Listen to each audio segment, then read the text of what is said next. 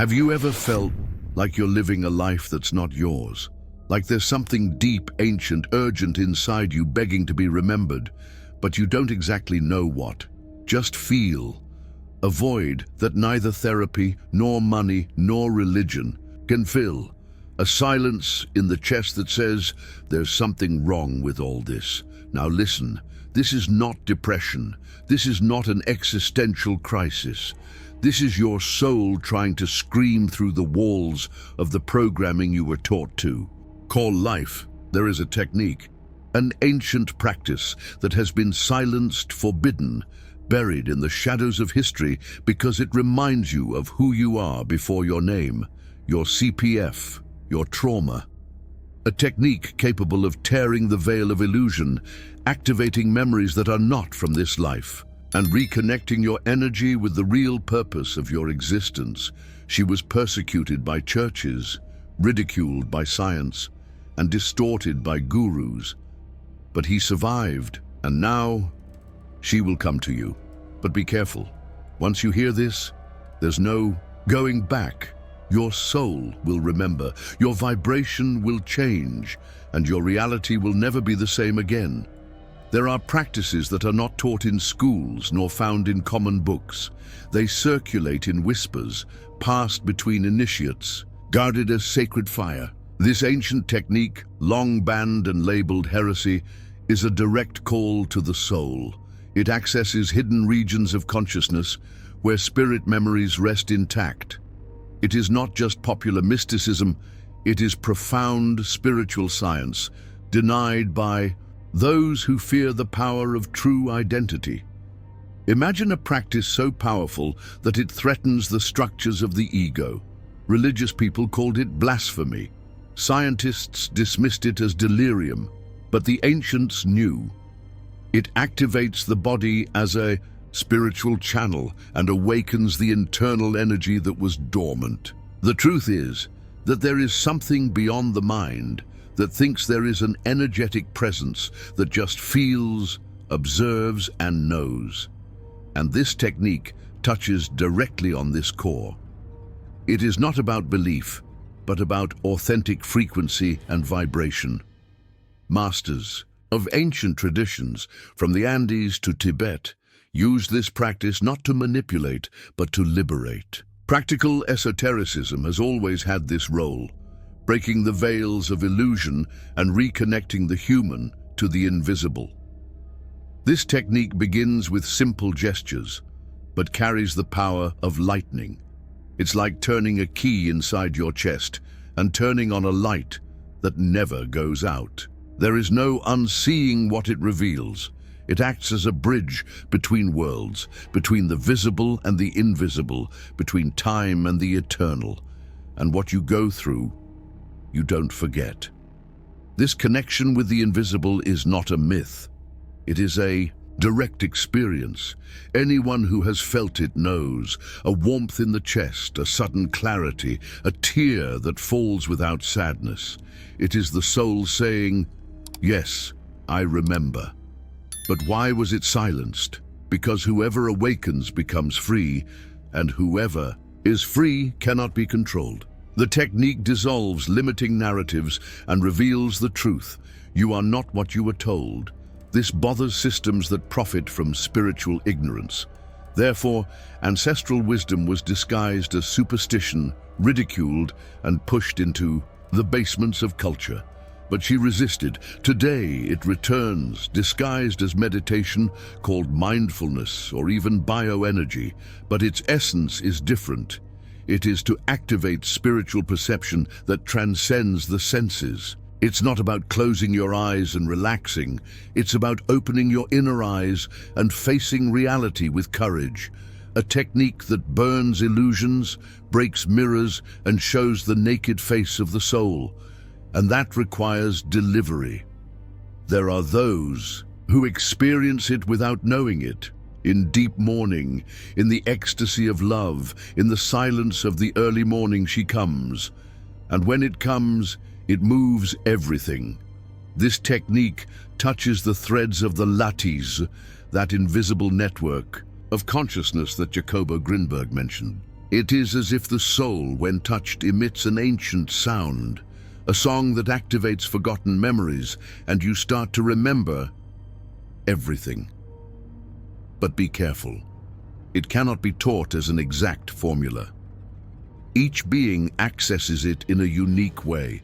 For some, it comes through the body, dancing, breathing, feeling.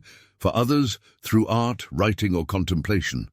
The secret is to deeply listen to something beyond the mental noise, a type of silence that lulls and that prepares the ground for the next step, to delivery. And it is exactly in this surrender to the inner call that true magic begins to act.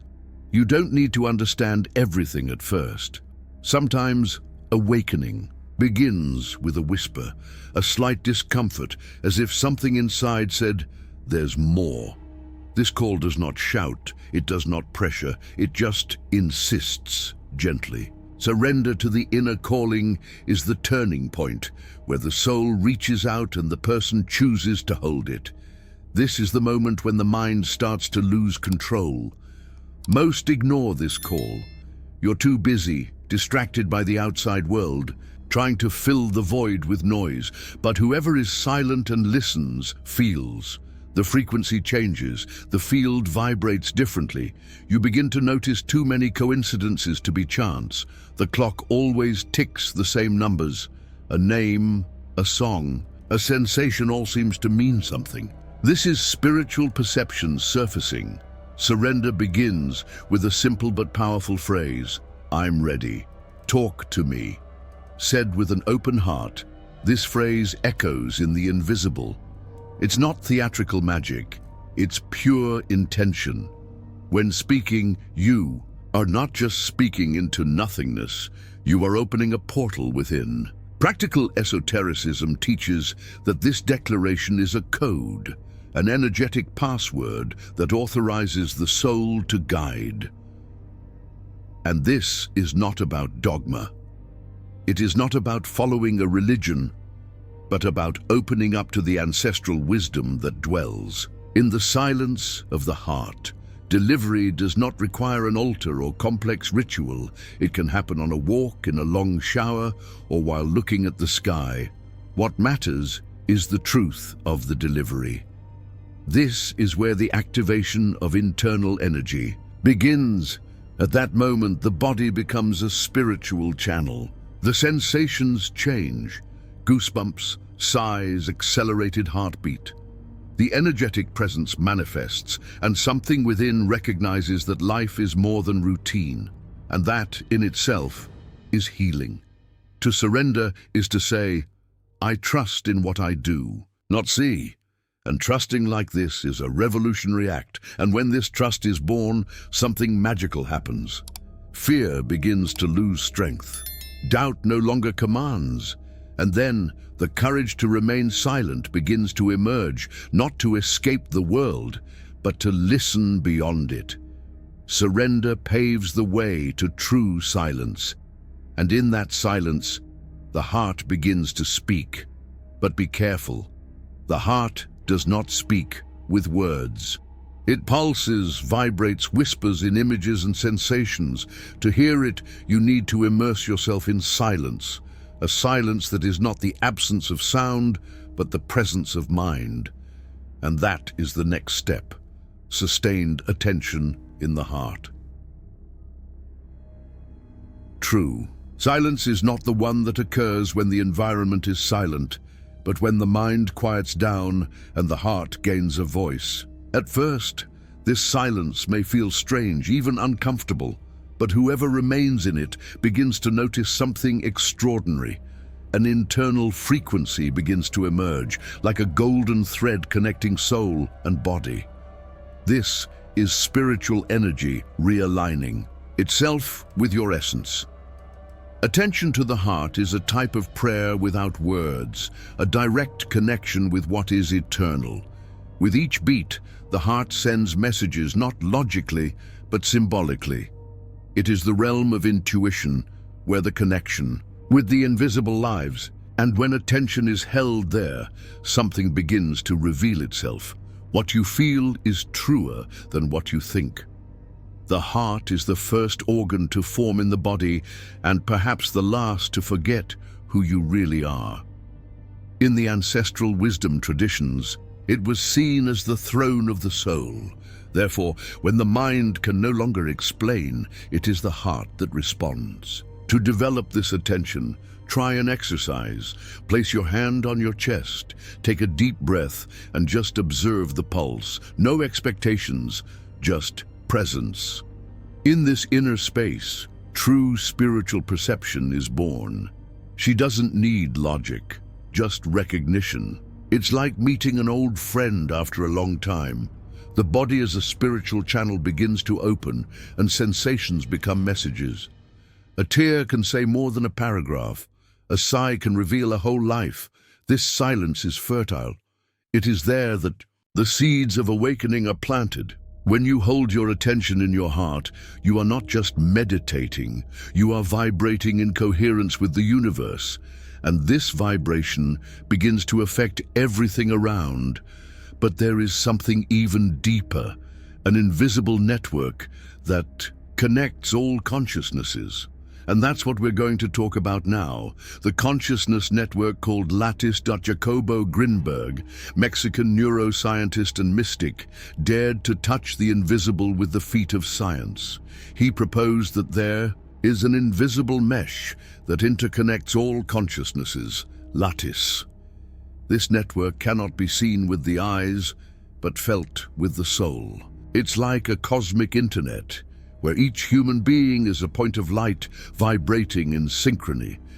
The access key? Pure and sustained attention. The idea that everything is connected is not just poetic, it is literal. When a person silences and sustains conscious attention, they activate invisible connections. Lattice starts to respond. This network transmits information that is not logical but symbolic. Sounds, images, memories appear out of nowhere, but it is not nothing. It is the frequency, field where everything is registered. This network of consciousness is the basis of popular mysticism and the interpretation of signs. Have you ever noticed how certain thoughts come out of nowhere and turn out to be true? How do you feel someone's pain without them saying a word? This is lattice in action.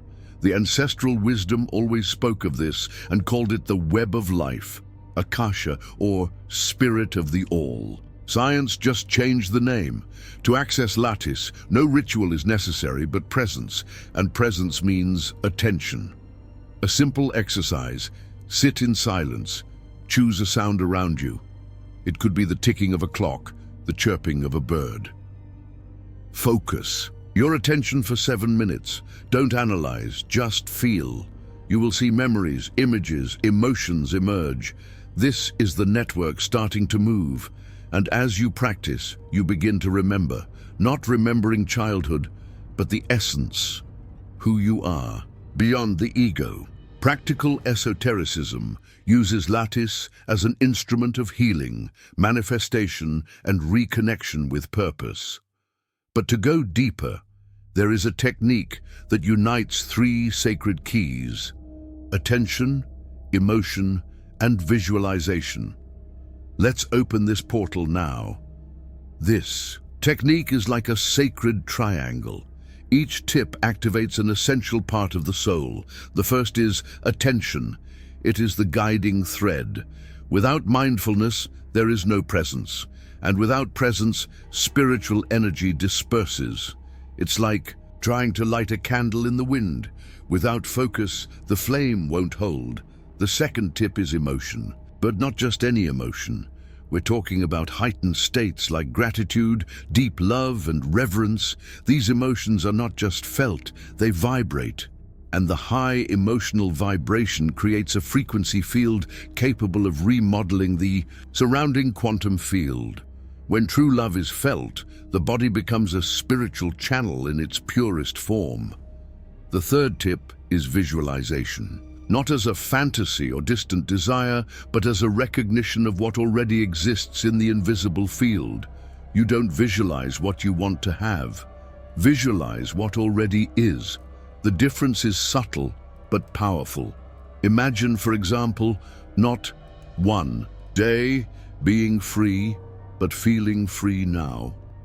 This state changes the energy presence instantly. This technique can be applied at any time of the day.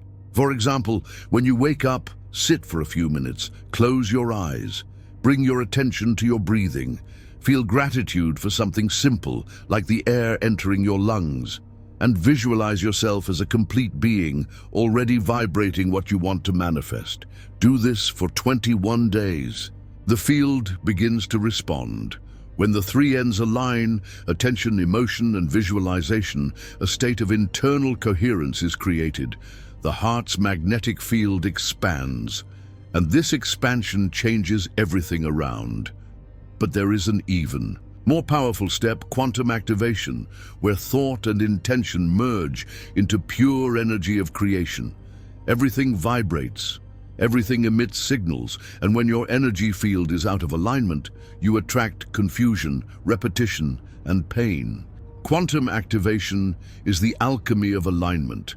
When thought, emotion, and intention vibrate together, something transforms in your electromagnetic field.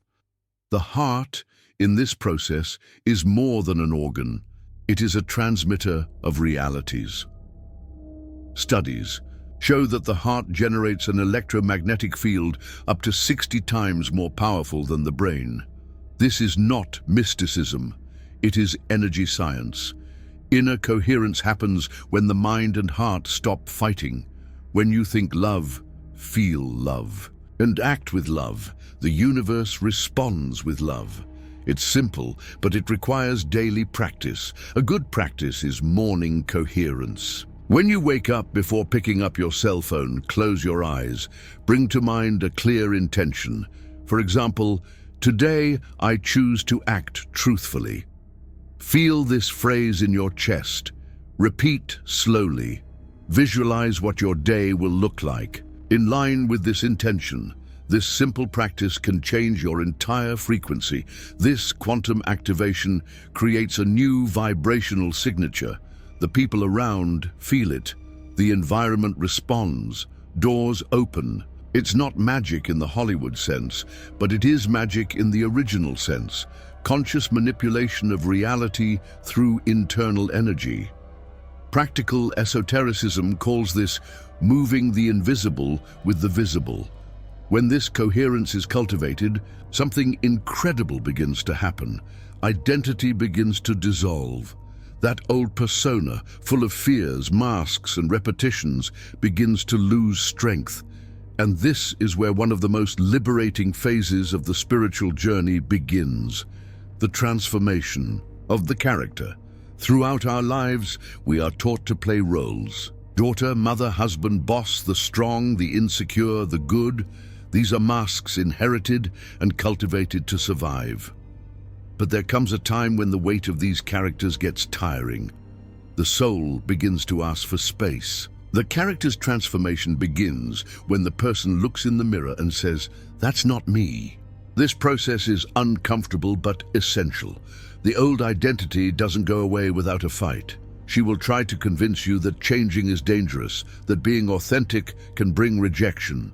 But the more you resist, the more the internal energy blocks itself, and the body feels tiredness, anxiety, unexplained sensations. All of this is the soul trying to emerge through the cracks of the ego. At this moment, many people go into crisis, but it is in this crisis that ancestral wisdom flourishes. Every true mystical tradition speaks of this point. The dark night of the soul, where everything you thought you were falls apart. And in that void, something new is born. Not a new mask, but pure energetic presence, the true self which needs no name. This transformation is not done with force, but with dedication. A good exercise is to write down everything you believe you are. I'm shy, I'm controlling, I am incapable. Then burn that paper, watch the words turn to ash. This simple ritual is a symbolic act of liberation, and the symbol speaks directly to the subtle field, activating new frequencies. It is at this point that the soul, freed from its bonds, begins to manifest itself not only in meditations, but in real life. In the way of talking, of walking, of looking, everything changes, and the next step is no longer to feel the soul, but to embody the soul day after day. There comes a time when it is no longer enough to feel.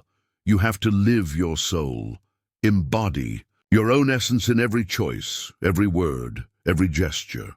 Spirituality stops being something outside and becomes life itself. This is conscious embodiment, not an extraordinary state, but the ordinary lived with extraordinary presence. This is when the body as a spiritual channel becomes permanent.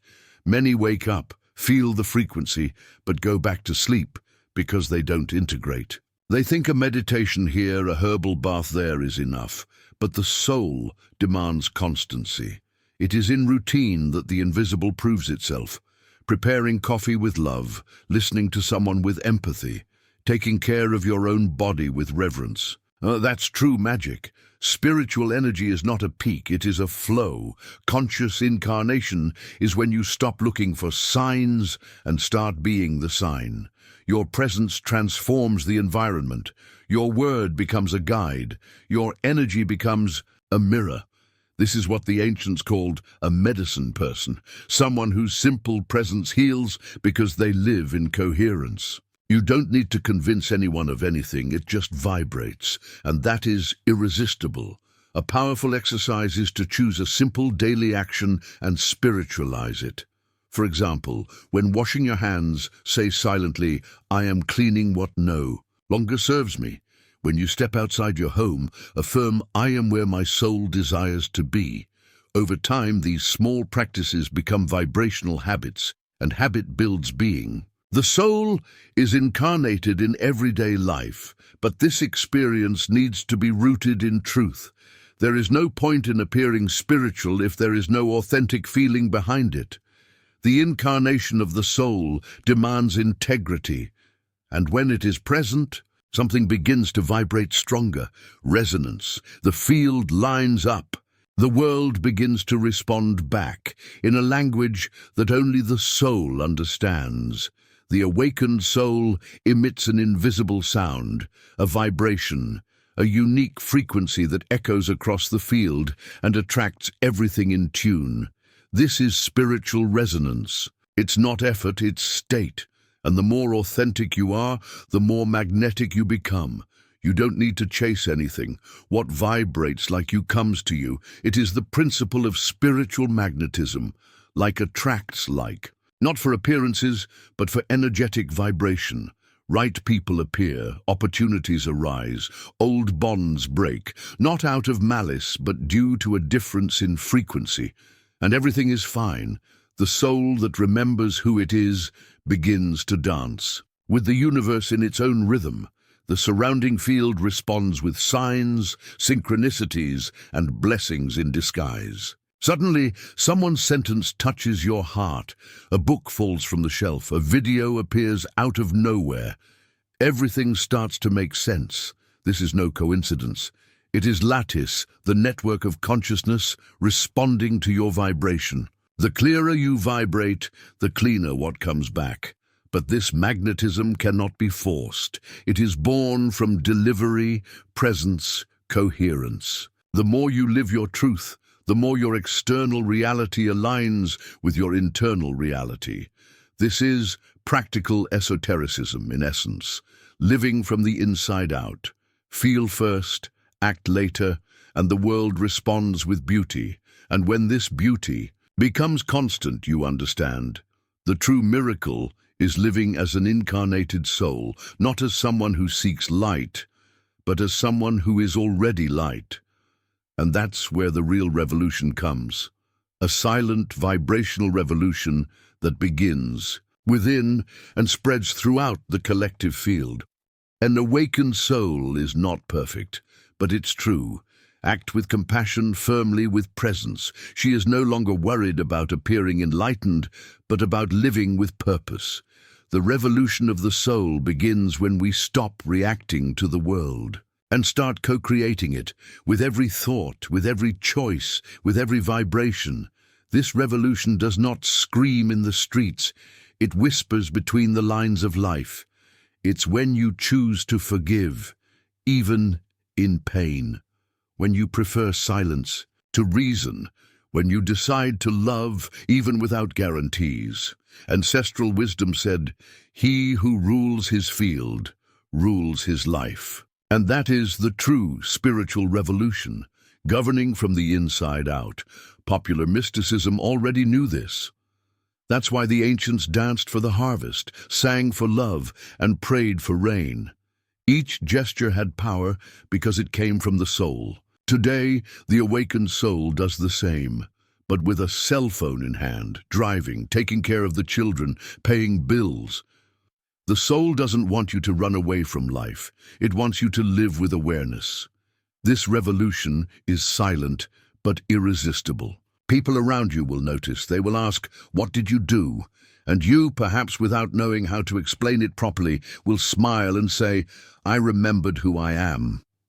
And that's all. Spiritual energy doesn't need to justify. It just transforms. And this impact spreads like wildfire in a dry field. And now the sacred question echoes within every awakened being. What will you do with this memory? Because remembering is the beginning, but living what you remember is true destiny. And it is at this point where everything reconnects that the journey begins again with even more depth. Most live inside an invisible theater where roles have been written before they are even born. This spiritual matrix is fed by repetitive emotional patterns, mental programming, and constant distractions. It makes you believe that you are just a body, a name, a social function. But that's just the surface. Behind the veil, there is something that pulses, observes, and knows. This veil is not physical, it is vibrational. It manifests itself as mental confusion, unexplained tiredness, and cyclical existential crises. It is like a field that distorts spiritual perception, preventing you from feeling the truth beyond form. It lowers your frequency, slows down your internal energy, and keeps your attention on what doesn't matter. This takes you away from your real energy presence. The matrix is not magic, it is built by belief systems. You are not enough. You have to work hard to be loved. You have to follow the rules to be accepted.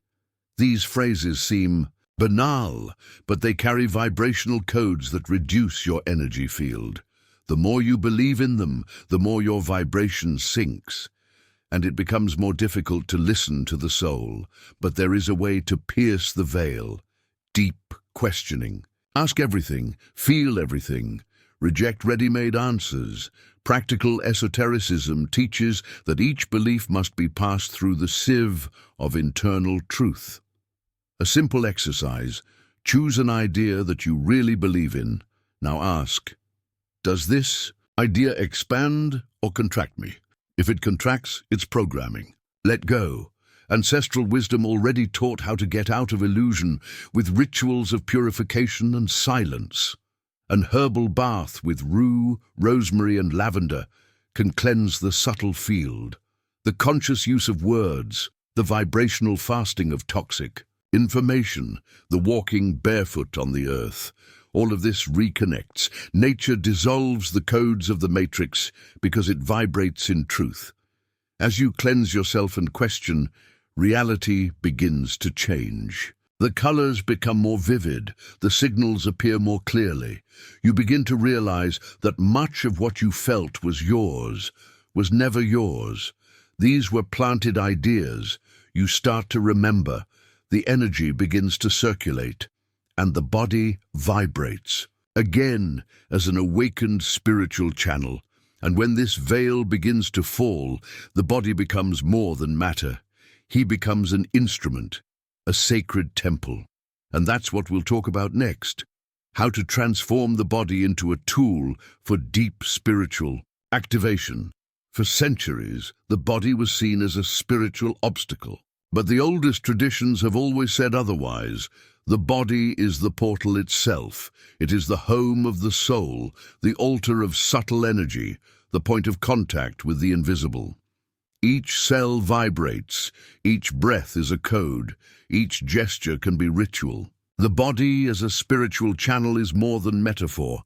It is energetic truth.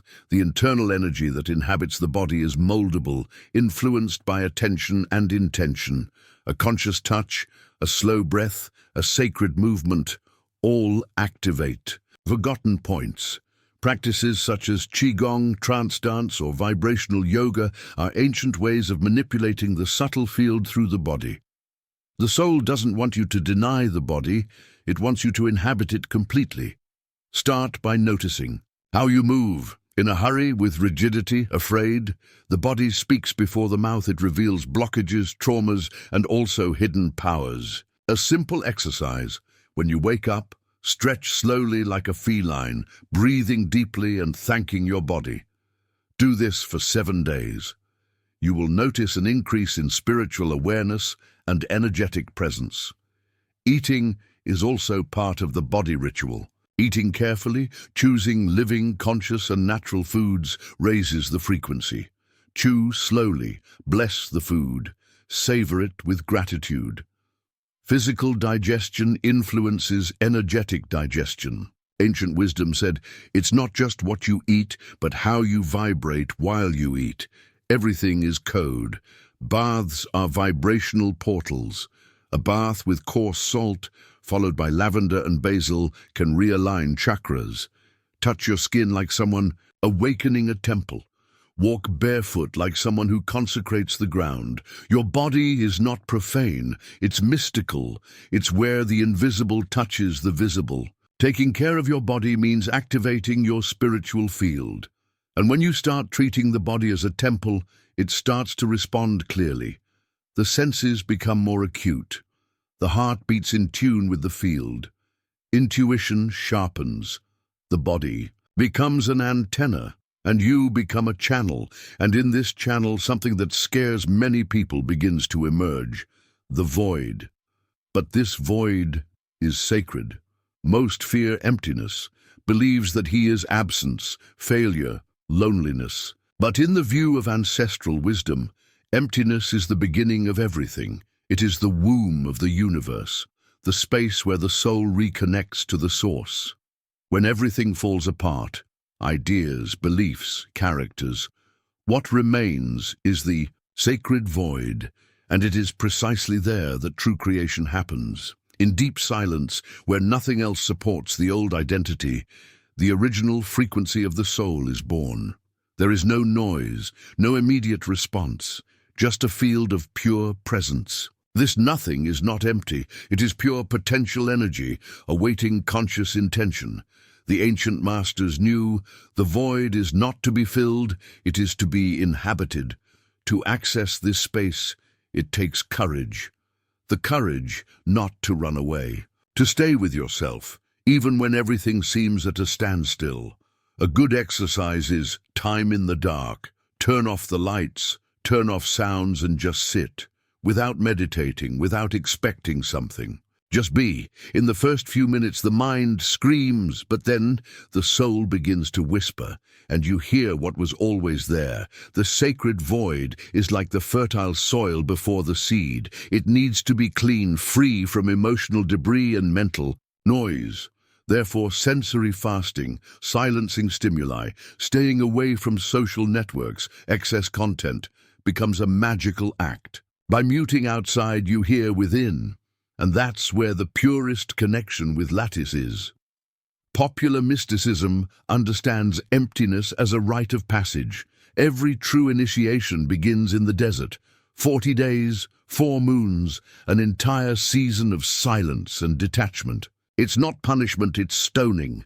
It is in the void that you let go of what is not and find what always was, not to understand, but to become. And this space, when lived well, transforms. The fear disappears.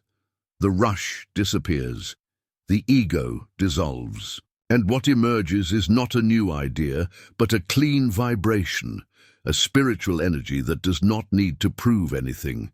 She just is, and the world feels it. Because whoever carries the sacred void within themselves also carries the seed of all creation, and it is from this seed, planted in the dark and watered by presence, that a new reality is born, a new life, a new you, a being that does not define itself but vibrates, that doesn't follow rules but resonates, and this new being has already begun to awaken within you.